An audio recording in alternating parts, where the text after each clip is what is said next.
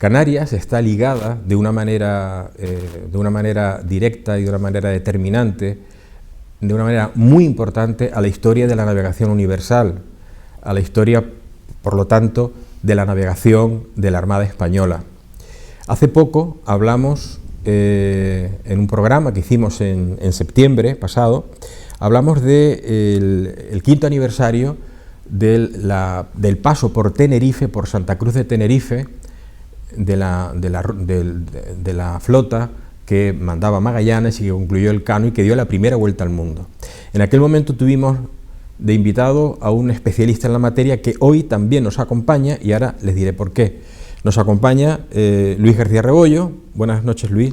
Luis García Rebollo es capitán de navío de la Armada Española, de la armada más gloriosa de la historia, y podemos decirlo, y les voy a decir una cosa, señores espectadores, no se piensen ni se crean lo que a veces se dice por ahí, que la armada más importante y la marina más importante fue la británica. No, en absoluto, fue la española. En programas como este le iremos explicando muchas cosas al respecto. Bueno, pues en aquellos programas que hicimos, Luis García Rebollo, que es historiador, especialista, además de marino, es especialista en la historia de la navegación universal y de la navegación española. Hablamos, como digo, de aquel paso por Santa Cruz, pero Luis García Rebollo ha encontrado unos datos nuevos, interesantes, de los que nos va a hablar, relacionados con aquella primera vuelta al mundo. Me gustaría empezar, para situar a nuestros espectadores, Luis, hablando y que nos expliques un poco una institución que tuvo una importancia fundamental por el orden que estableció en aquella historia de nuestra navegación, que fue la Casa de la Contratación de Indias, ¿no? ¿Qué institución, cómo se fundó y con qué objetivo, Luis? Bueno, pues la Casa de Contratación, Jesús, se fundó en 1503, la fundaron los Reyes Católicos, muy poquito después de que se descubriera América, y con el resultado de todas aquellas navegaciones que empezaron a proliferar hacia América, hacia los nuevos territorios descubiertos, y muchas veces sin ningún orden y sin ninguna seguridad, y de una manera un poquito incluso peligrosa.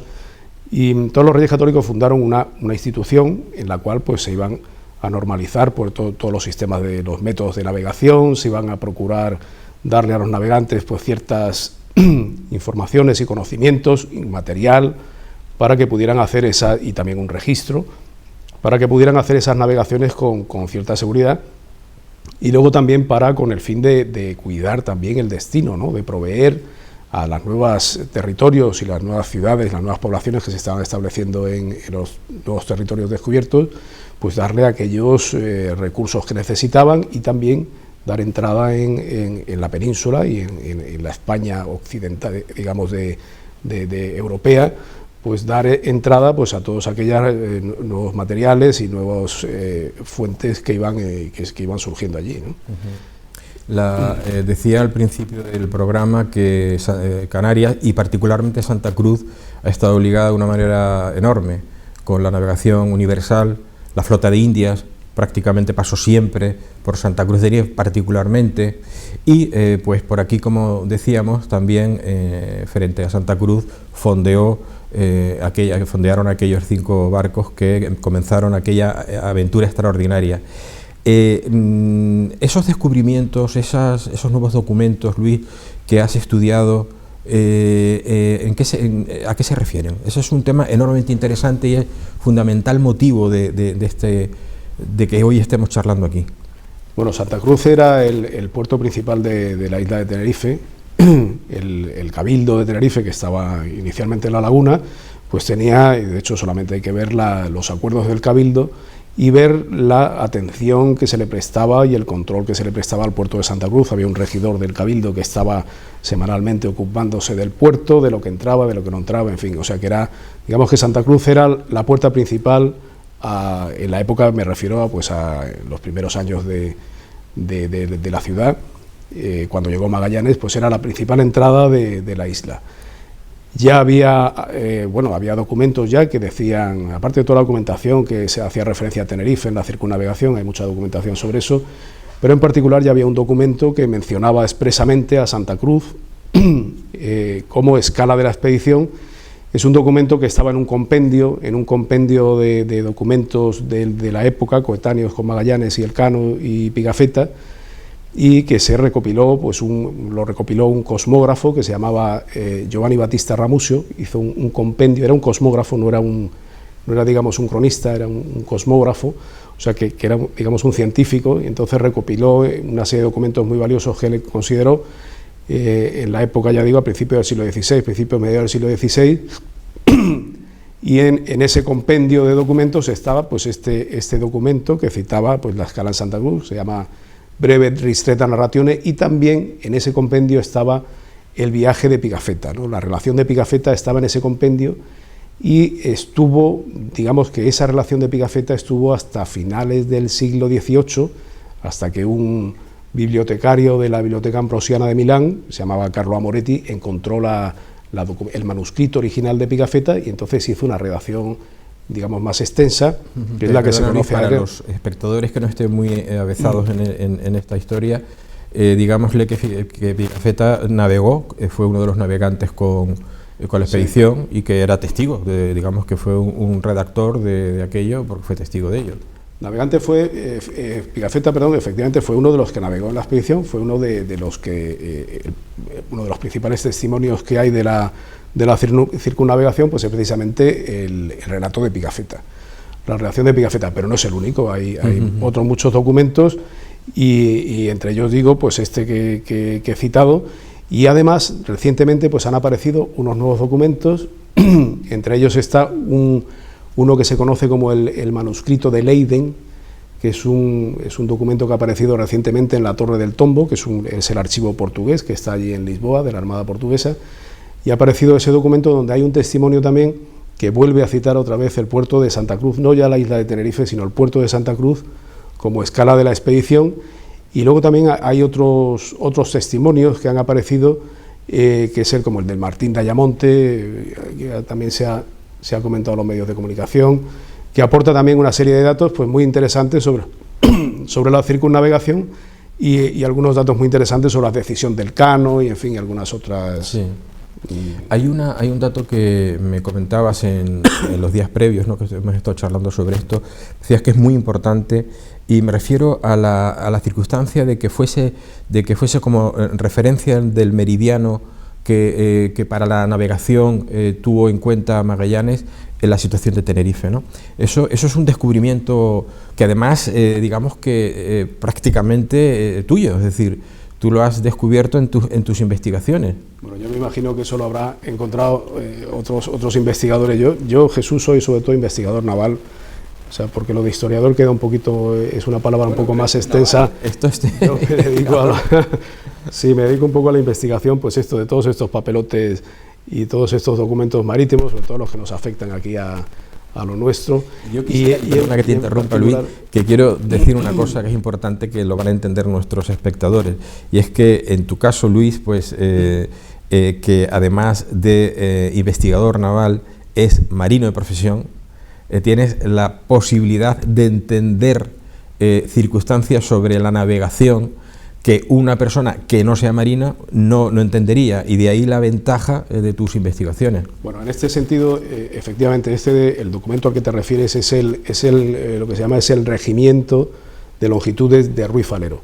Ruiz Falero, has hablado antes de la Casa de Contratación, que era una institución que se creó por los Reyes Católicos. Luego Fernando el Católico, ya viudo, hizo, digamos, una refundación de la Casa de Contratación a partir de 1508, en fin, la potenció todavía más, y se convirtió aquello pues en un centro científico donde se estudiaba cartografía, astronomía, se preparaban las navegaciones, se preparaban los pilotos, se les daba clases, se les daba el título de piloto en la casa de Contratación. De hecho, Américo Vespucio fue el primer primer piloto mayor, que era el responsable de la formación de pilotos. Bueno, la expedición y la Casa de Contratación hay que compararlo un poquito para que la gente lo pueda entender a la NASA, ¿no? A la NASA de la época. A la NASA de la época. Cuando se preparaba la expedición de Magallanes Elcano, los pilotos estaban allí preparándose, estaban allí documentándose, se confeccionaba cartografía y demás, y uno de los que estaba trabajando allí era un cosmógrafo que vino con Magallanes, que se llamaba Ruy Falero, y trabajaba allí codo con Magallanes, con los astrónomos españoles, con Nuño García Torreño, que era el cartógrafo mayor de la casa de contratación, que redactó o que preparó mucha de la cartografía que llevaron en base a otras expediciones anteriores, como la de Juan Díaz de Solís, que también hizo escala en Santa Cruz en 1515, y Ruy Falero, en esa preparación de la expedición, redactó un regimiento de longitudes, es decir, es digamos, las normas que tenían que seguir los pilotos para el cálculo de las longitudes. En ese regimiento de longitudes, que sí que efectivamente hay que saber navegación para entenderlo, bueno, ya solamente para traducirlo, para hacer la transcripción es muy complicado, pues una caligrafía muy compleja, pero luego para entender lo que dice, efectivamente hay que saber algo de astronomía, y en ese regimiento, como digo, pues sí que cita Tenerife, pero es que lo cita como origen de longitudes. En uno de los procedimientos de navegación, que es por desviaciones magnéticas y demás, cita a Tenerife como el origen de longitudes para la expedición de Magallanes y de Juan Sebastián Elcano. El nivel de aquellos marinos españoles, de aquellos astrónomos, de aquellos pilotos, de aquellos científicos de la mar, el nivel de aquellos era el número 1 del mundo en aquel momento. ¿Cómo lo clasificarías tú cómo clasificarías tú la navegación? ¿Cómo denominarías, cómo definirías esa navegación española en aquella época? Bueno, en aquella época España y Portugal eran las principales potencias, y España tenía, a nivel de institución científica, tenía la casa de contratación, en cuestiones de navegación me refiero, de astronomía y de ciencias náuticas, tenía la casa de contratación, y Portugal tenía pues también la escuela de pilotaje de Sagres, que también es un centro náutico de primerísimo nivel. Eran, digamos, las dos potencias náuticas con sus dos centros asociados, que son estos que te digo, ¿no? Y sí, bueno, pues eran la vanguardia, a nivel mundial eran la vanguardia, por eso se repartieron el mundo en el Tratado de Tordesillas, y efectivamente de hecho había fuga de cerebros, sí, de un lado a otro. De un lado al otro. O sea que nosotros le ganamos las dos partidas más importantes de aquellos siglos, el descubrimiento de América y la primera vuelta al mundo. Y la primera vuelta al mundo, sí, pero también hubo cosmógrafos españoles que se pasaron al lado portugués, sí, y marinos. Ellos eran gente muy experta que iban un poco a demanda, ¿no? O sea ¿Qué importancia tuvo en general, ¿no? El hecho de que aquella flota fondease en la bahía de Santa Cruz de Tenerife? Bueno, pues aparte es una cosa ya sabida. Estuvieron 3 días ahí, ¿no? Estuvieron 3 días en Santa Cruz y luego 2 días y medio en la playa de La Tejita, al sur de Montaña Roja. Bueno, Santa Cruz, como digo, era un puerto importante, porque no por Santa Cruz solamente, sino porque era la puerta de la isla, y por esa puerta también salían muchas cosas, salía pues todo el agua, la leña, la carne, en fin, que la isla era una isla grande que tenía un montón de recursos, y entonces pues todos esos recursos pues se embarcaban normalmente en Santa Cruz. El agua era muy importante, el agua de Santa Cruz el agua tinerfeña era muy importante, y eso es una cosa ya reconocida por todos los marinos de la época, incluso hasta hace pocos años que los barcos no tenían potabilizadoras, los barcos grandes, los petroleros incluso, cuando llegaban a Tenerife, cambiaban el agua. O sea que sí, es un agua de mucha calidad. ¿No? Es un agua de mucha calidad. Por los acuíferos que se filtran en las zonas volcánicas, ¿no? Las zonas volcánicas tienen ahí unos componentes, en fin. Y sí, es un agua de mucha calidad, y entonces ya solamente por eso pues ya era un puerto importante, porque llevar un agua de calidad que no se estropeara en el viaje, pues era importante, ¿no? Pero había otra cosa también que es precisamente lo que nos ha contado Ruy Falero, o Ruy Faleiro, ¿no?, en su regimiento de longitudes, que es precisamente el meridiano, ¿no? O sea, que Magallanes y Elcano, cuando salieron de Tenerife, se llevaron el meridiano de Tenerife de referencia, es decir, todos sus cálculos de longitud iban referidos al meridiano de Tenerife. Para que nuestros espectadores entiendan perfectamente lo que estás diciendo, en 2 palabras, explícale qué es el meridiano y qué es la longitud, para que ellos entiendan la importancia del meridiano, al ser, en este caso, la importancia que tenía Tenerife como meridiano, como punto de referencia, ¿no? Bueno, pues es muy fácil. Ahora cualquiera con el GPS en el móvil pues tiene allí sus coordenadas, ¿no?, latitud y longitud. tú lo miras ahí en el móvil, la latitud es la longitud de arco que hay desde el lugar en el que tú estás hasta la línea del Ecuador, y la longitud pues es la distancia que hay desde tu meridiano, desde el círculo máximo que pasa por los polos y por tu situación, a un meridiano de referencia que ahora, por acuerdos internacionales, pues se ha elegido el meridiano de Greenwich, pero no tiene por qué ser el de Greenwich, puede ser cualquiera. Entonces, ahora con los medios electrónicos, pues la cosa, la situación GPS es por satélites y demás, pero hasta hace muy poquitos años la situación de la longitud se medía a partir de un meridiano de referencia. ¿Por qué de un meridiano de referencia? Te voy a poner un ejemplo. Si tú, por ejemplo, coges mañana un cronómetro digital y esperas el momento en que el sol pase por encima de tu cabeza y en ese momento arrancas el cronómetro, luego te coges un avión y te vas al Hierro y con ese cronómetro que llevas ahí cuentas las 24 horas, cuando lleguen las 24 horas el sol no pasa por tu cabeza, tardan todavía 8 minutos en llegar, el sol tarda 8 minutos en llegar. Te has movido. Porque tú te has movido. Claro. Entonces, en esos 8 minutos, si te pones en el faro de la horchilla, esos 8 minutos corresponde a 2 grados de longitud, que es los que separan la punta de la horchilla de Santa Cruz de Tenerife. ¿No? Bueno, ahora estamos en el puerto, pero vamos, contemos desde Santa Cruz. Esa es la longitud, ese arco de, digamos, hacia paralelo al Ecuador, es lo que es la longitud. Y con esos datos, aquellos pues con esos cronómetros, tú ahora ahora tienes un cronómetro de cuarzo, pero en aquella época, bueno, hasta hace muy poco tiempo, pues los barcos navegaban con cronómetros mecánicos. Que eran relojes de arena incluso en la época. Y en la época de Magallanes eran relojes de arena, pero eran relojes de arena que no eran cualquier reloj de arena, eran relojes, Magallanes llevaba 18 ampolletas, o sea, relojes de arena muy bien calibrados y algunos para 24 horas, otros para 12 horas, había relojes de arena que hasta medían 30 segundos, o sea, medio minuto, ¿no? Que para ellos tenía la misma importancia entonces que para ahora un barco moderno un ordenador. Claro, con todos sus relojes. Las ampolletas y otros instrumentos, claro, para conocer el paso del sol por el meridiano no solamente era necesaria la ampolleta, sino también la aguja para saber dónde estaba el norte y el sur, en fin, había una serie de... Pero era muy importante. Entonces, ¿qué es lo que pasó en Tenerife? En Tenerife lo que pasaba es que era la última tierra conocida antes de aventurarse en la mar, además iban a hacer una navegación al hemisferio sur, iban a cruzar el océano. Entonces, en el momento en Santa Cruz, lo que harían es volcar las ampolletas. En el momento harían una referencia con una meridiana, volcarían las ampolletas y empezarían a contar, como tú con tu cronómetro, pues ellos empezarían a contar el tiempo desde el meridiano de Santa Cruz.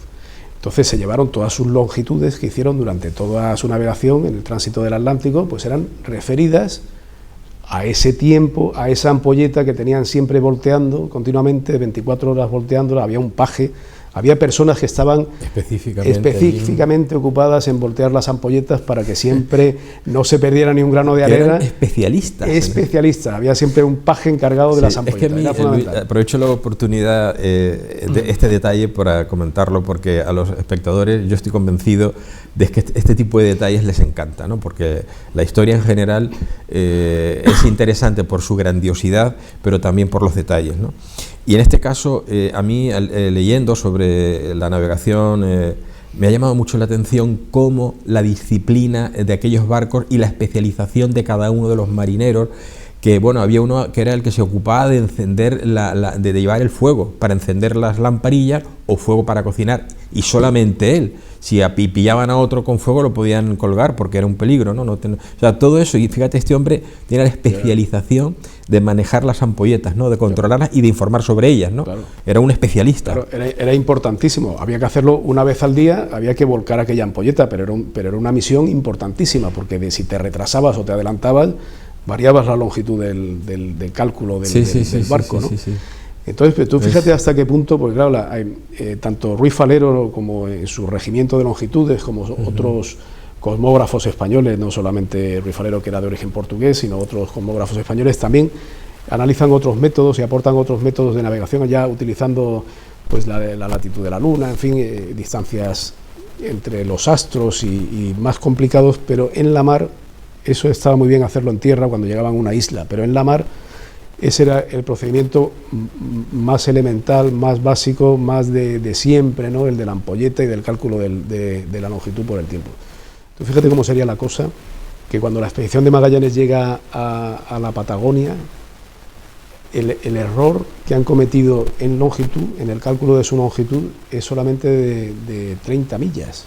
30 millas. Nada, o sea, eso es nada. De Santa Cruz a Arico, por ahí, o sea, no es nada. Nada. Es eso. Es muy poquito. Bueno, un poquito más de Arico, pero claro, nada. Pero es que además, referidas al meridiano de Tenerife. Sí, sí, ese sí, es otro dato importante, ¿no? Referidos al meridiano de Tenerife. Y cuando cruzan el Pacífico y llegan a Filipinas, el error que llevan en el cálculo de su longitud es el mismo, es aproximadamente medio grado, unas 30 millas aproximadamente. Referidos también al meridiano de Tenerife, y eso está en las situaciones que nos aporta. De una exactitud extraordinaria. Es impresionante. Luego a partir de ahí ya empiezan a cometer errores, en fin, ya claro, todos aquellos viajes que hacen entre las islas y demás, se empiezan a ir sumando errores, pero hasta ese momento es sorprendente la exactitud en el cálculo de la longitud, pero no solamente del cálculo, sino con relación al meridiano de Tenerife, ¿no?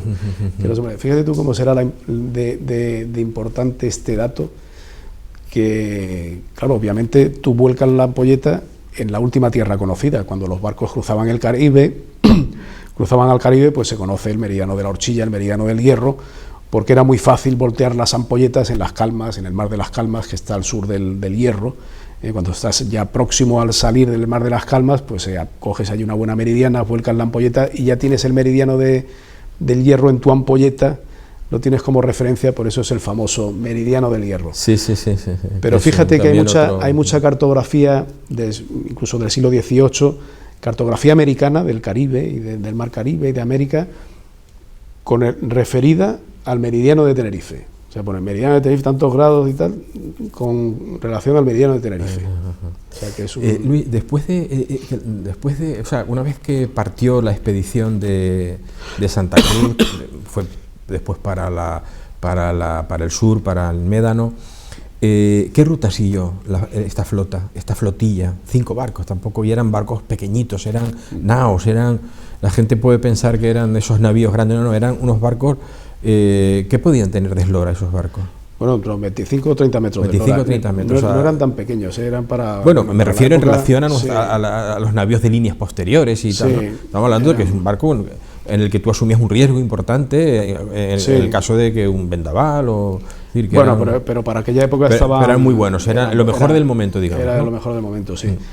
Bueno, pues cuando levaron en la playa de la Tejita y salieron los 5 barcos hacia el sur, como iban a atravesar iban al Brasil, tenían que cambiar de hemisferio, tenían que pasar una zona que es la zona de convergencia intertropical, que son las calmas ecuatoriales que están más o menos sobre el Ecuador, suben y bajan en verano y en invierno, pero atravesar esa zona es muy complicada cuando no hay viento, ¿no? Y sobre todo en un barco de vela que no tiene otro medio propulsor que no es obviamente la vela. Entonces lo que hacían es un procedimiento que han hecho los pescadores canarios en el Banco Canario Sahariano durante muchísimo tiempo, ¿no? Y es que se pegaban a la costa africana, en esa zona que no había viento, se pegaban a la costa africana y ahí aprovechaban las brisas de tierra, es decir, cuando soplaba de tierra, iban hacia afuera, luego iban hacia adentro cuando soplaba la brisa, son los terrales y virazones. La costa del tramo, que digamos que podríamos hablar de lo que fue el Sáhara español, ese tramo, esa costa. No, la zona o más abajo. Sí, la zona de convergencia intertropical está más al sur.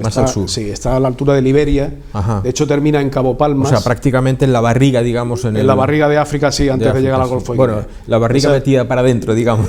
Bueno, sí, cuando empieza a meterse. Sí. Ese es el Ecuador, y el Ecuador meteorológico pues anda por ahí encima, se va desplazando. Es una zona de calmas. Es una zona de calmas que está entre los alisios del norte y los alisios del sur.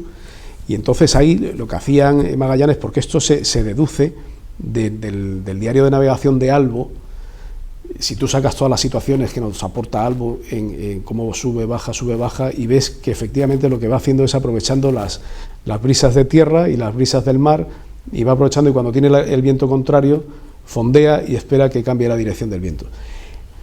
Las brisas, que son los terrales y las virazones, es cuando se hace de noche, la tierra se enfría y el mar permanece más caliente que la tierra, entonces el aire que está encima del mar pasa hacia la tierra, claro. Entonces la brisa va hacia la tierra, y cuando se hace de día, se calienta la tierra, y entonces al calentarse la tierra chupa el aire del mar y cuando se hace de noche se calienta el mar es más caliente en relación que la tierra, entonces la brisa, el viento sale de la tierra y se introduce en el mar. Por eso esos cambios de dirección con el día y con la noche, de la dirección de viento, son los terrales y aprovechaban aquellos barcos, aquellos navegantes para... Exacto, son los que aprovechaban para, en ese trocito que no había viento, ir avanzando, ¿no? Claro, que no había alisio, pues ir avanzando. Y ese es un método que han utilizado los pescadores canarios desde hace muchísimo tiempo para volver, cuando volvían de la plataforma canaria sahariana, del banco pesquero, para volver desde Cabo Blanco hasta las islas. O sea, que estamos hablando de los pescadores, de los pescadores canarios, podríamos estar hablando ya incluso desde principios del siglo XVI, ya desde entonces... Desde que los pescadores canarios empezaron a ir al banco canario sahariano, que eso fue hace muchísimo tiempo, de hecho hay documentos de la época de Felipe II ya de cómo se explotaba el banco. Sí. Y ellos sabían que para ese tramo de singladura, decían, bueno, pues son 3 noches, son 4 noches, ¿no? Bueno, se tiraban ahí estaban un par de semanitas ahí intentando cruzar las calmas. Por eso precisamente cuando venían del Cabo de Buena Esperanza se engolfaban, es decir, cogían los alisios del sur, se metían hasta el centro del Atlántico y luego volvían hacia tierra y se acercaban a tierra precisamente en la zona de las calmas ecuatoriales, las pasaban y luego ya se alejaban, se metían otra vez con los alisios del norte, ya se engolfaban en el Atlántico y llegaban hasta Cabo Verde y luego ya volvían, pasaban por encima de las Azores y volvían. Esa era la razón de que se pegaran a tierra, lo que llamaban los portugueses la doble vuelta, cuando venían del Cabo de Buena Esperanza, ¿no? Esa maniobra. Qué interesante todo esto y qué interesante la historia de la navegación en general de aquellos siglos, ¿no? ¿Qué aparejos manejaban aquellos barcos? ¿Qué aparejos eran los que...? Bueno, pues eso es muy interesante porque precisamente no se utiliza, ni ahora ni antes, se utiliza el mismo aparejo para navegar contra el viento que para navegar a favor del viento, ¿no? Si uno se pone, cuando hay una regata allí en la costa, si uno se acerca, verá que cuando los barcos navegan en popa, pues normalmente llevan unos espinacres, llevan unas velas muy grandes, con unos tangones, con unos palos, que abren las velas cuando navegan en popa. Y cuando navegan en proa, pues llevan una vela plana, mucho más pegada al centro del barco. Los aparejos en los barcos modernos pues se pueden cambiar de esa forma. En los barcos antiguos era muy difícil cambiarlo. De hecho, los barcos navegaban fundamentalmente con 2 tipos de aparejo, o con velas latinas o con aparejo redondo, se llamaba, ¿no? Con velas cuadras. Sí, que era la mayor parte de los barcos españoles de la época, tengo entendido. Claro, ¿no? Cuando iban a navegar contra el viento, por ejemplo, los barcos que navegaban entre las islas o a lo mejor algún barco que quería remontar, los barcos que iban a la península, por ejemplo, eran barcos pequeños que navegaban con aparejo latino, con vela latina, porque le permitía remontar mejor el viento. Pero cuando ibas a atravesar un océano, la vela latina era muy peligrosa, necesitaba mucha gente para manejarla, era muy inestable y entonces era mucho más seguro, más rápido y más económico en función de que necesitaban menos tripulantes, pues el aparejo cuadrado, las velas cuadradas. Y entonces pues Magallanes llevaba velas cuadradas en todos los barcos y Colón también tuvo que cambiar el aparejo de una de las carabelas en Las Palmas para ponerle precisamente un aparejo cuadrado. Sí, en La Gomera la cambió. Fue en La Gomera donde la cambió. Sí, la vela no estuvo en Las Palmas, pero uno de los barcos, creo que fue La Pinta, la cambió en La Gomera, seguro porque lo leí no hace mucho, lo releí, fue en La Gomera, pero digamos quien tuvo que cambiar, no fue la vela, fue el timón. Lo que cambió en La Gomera. El timón sí puede ser, el aparejo, la vela la cambió en... No, tienes razón, lo que cambió en La Gomera fue el timón que tuvo un problema con el timón, sí, tienes razón. Una cosa que te quería preguntar, que me ha venido a la cabeza y me llama la atención. Si no me equivoco, la mayor parte de los barcos, digamos, turcos, por ejemplo, otomanos, los bereberes, los barcos, digamos, del mundo musulmán, si no me equivoco, llevaban velas tipo latina, ¿no? De esas triangulares, para que nos entiendan nuestros espectadores, ¿no? Y sin embargo, la navegación del mundo cristiano, en su mayor parte, llevaba vela redonda, que decíamos, ¿no? Las cuadradas, para entendernos. No tiene que ver con... No, ya sé que no, pero la pregunta es que curioso, ¿no? Porque... tiene que ver por la zona en la que navegues. Por la zona. Por la zona en la que navegues, porque los barcos españoles del Mediterráneo, todas las galeras españolas, llevaban vela... que España tuvo unas cuantas galeras. Bueno, y de hecho en Lepanto las galeras españolas claro. y incluso los galeones venecianos y tal, claro, fueron... eran vela latina porque eran barcos más ligeros y además pues navegaban... Y llevaban también remeros, llevaban galeotes. Sí, es verdad, tienes razón. Y eran el Mediterráneo, cortas, claro. Es diferente. Eran singladuras más cortas, no como en el tránsito oceánico que estaba, pues eso, estaban meses sin ver tierra, ¿no? Sí, es verdad. Yo te voy a emplazar y te voy a comprometer, Luis, delante de nuestros espectadores, porque a que repitamos con otros programas como este, y yo estoy encantado que estés con nosotros, porque ahí, digamos, parte de nuestra historia. Yo decía al principio, y muchas veces lo hemos hablado tú y yo, ¿no? Esa vinculación tan grande que tiene Canarias con la navegación, con la flota de Indias, con la carrera de Indias, con la navegación hacia América, hacia el nuevo continente, la Nueva España. Y es una pena que, lo hemos comentado, ¿no? que se olvida, ¿no? A nivel popular, a nivel de la gente de calle, quizás no se valora, ¿no? Esa historia tan extraordinaria que tenemos ligada a la navegación, ¿no? Y hay cosas que me gustaría, tenemos que hacer un programa un día analizando ciertas circunstancias con respecto, por ejemplo, a la flota de India, tan enormemente unida a Canarias, ¿no?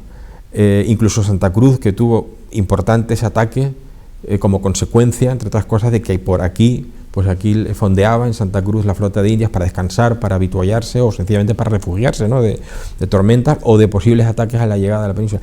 Y otra cosa muy interesante que me gustaría que hiciéramos un programa, Luis, que yo creo que lo he hablado contigo, es en relación al galeón de Manila, porque también indirectamente estaba ligada con Santa Cruz, con Tenerife, porque aunque desembarcaba en Acapulco después de ir a Filipinas y volver, parte de la mercancía cruzaba aquel estrecho de México y en Veracruz, desde Veracruz venía para acá esa mercancía, entonces con lo cual en la flota de Indias de regreso y pasaba por Santa Cruz, ¿no? Bueno, entonces ahí... Jesús, la ruta natural de vuelta es por encima de las Azores.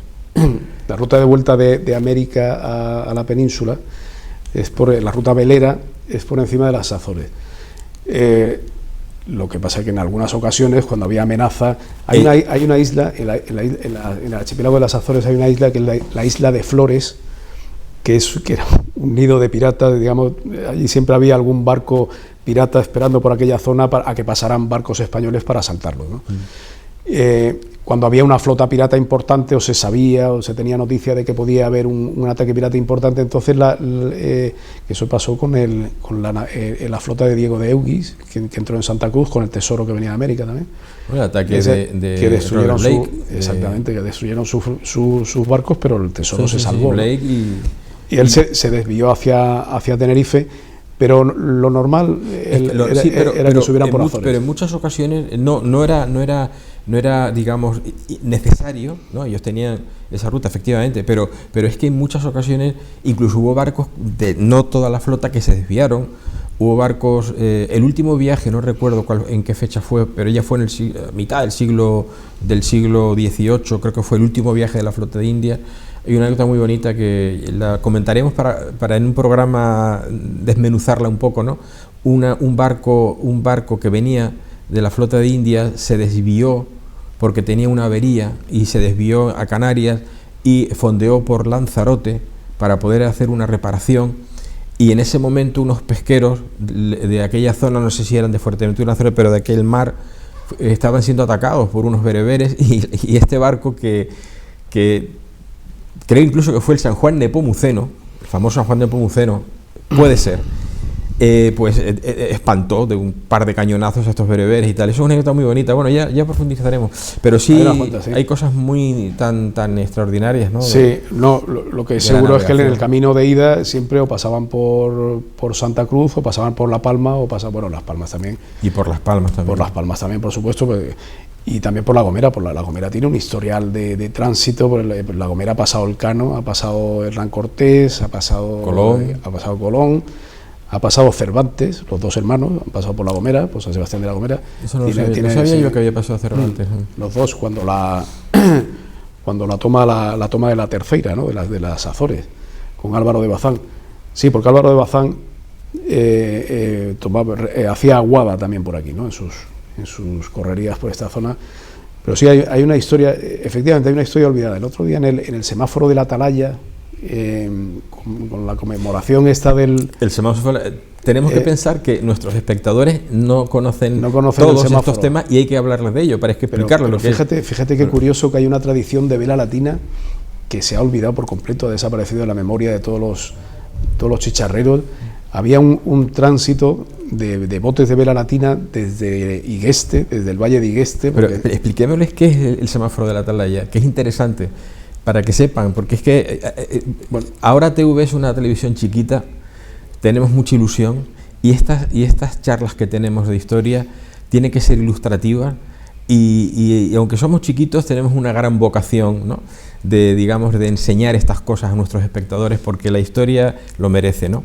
Pero el semáforo de la Atalaya servía era una señal luminosa, un faro, un farito que servía de orientación a los barcos que venían, y también era mucho más que eso. Más que eso, por eso te digo que lo expliques.